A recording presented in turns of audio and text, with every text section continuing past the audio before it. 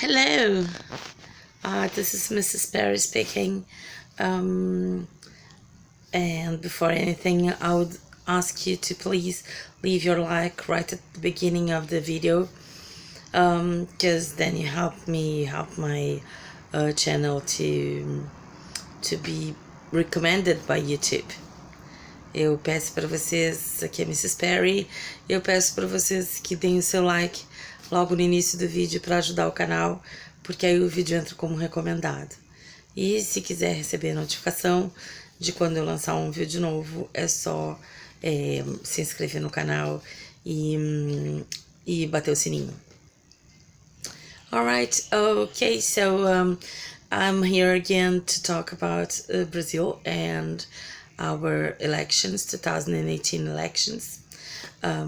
We just had the first turn of the election right now on October the 7th, and we were doing as much as we could to help our candidate Bolsonaro, which is more than a candidate.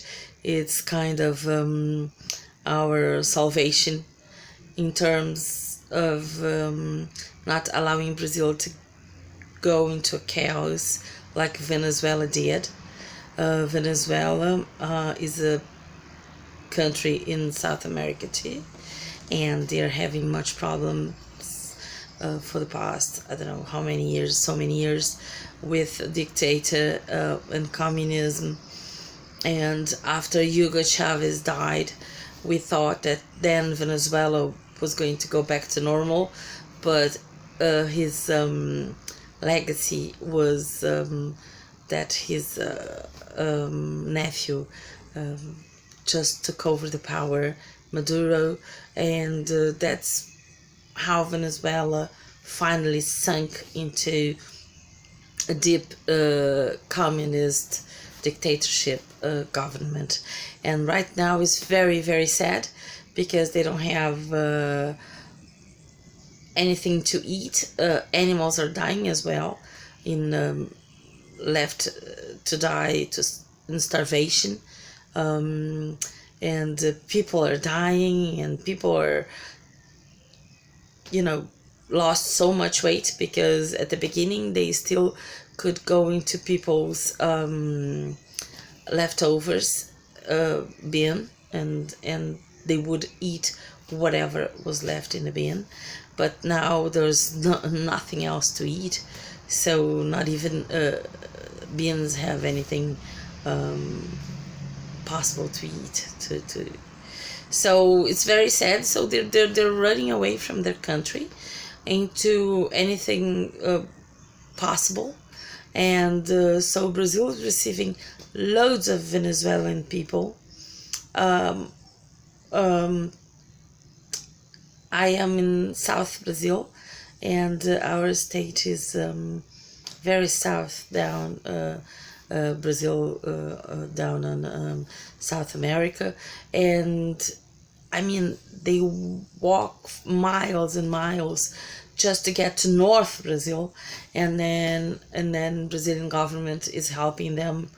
I mean, we don't even have how to help ourselves. And then in the sense that, as much as you go from middle Brazil to middle south, you have the richest Brazil. But because Brazil is so big and is so unequal, because further you go to north, where the heat is, where the south is the opposite. South in Brazil is the coldest places, and north are the warmer places and poorer places, where education is very, very low. And because of this inequity, we have levels of education so different and so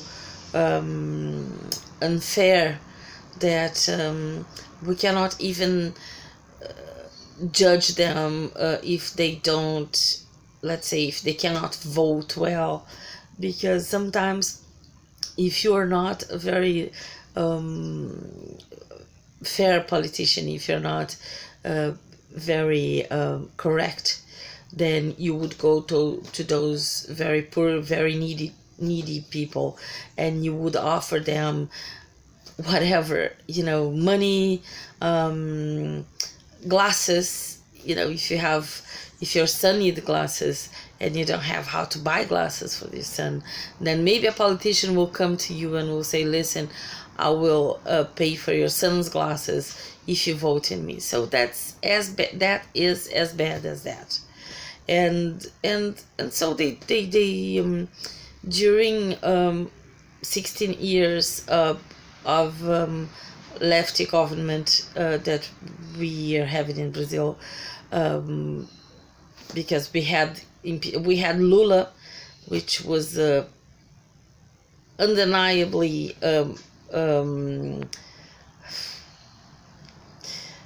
charisma. He has an undeniable amount of charisma, and then charisma. I don't know. He went all over the world, vomiting his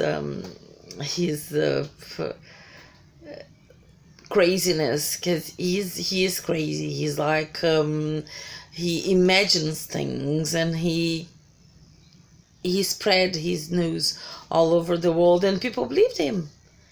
People believed him in here, and people believed him outside here. Like even Barack Obama said to Lula while he was traveling, visiting U.S., Obama said, "Oh, that's the man," and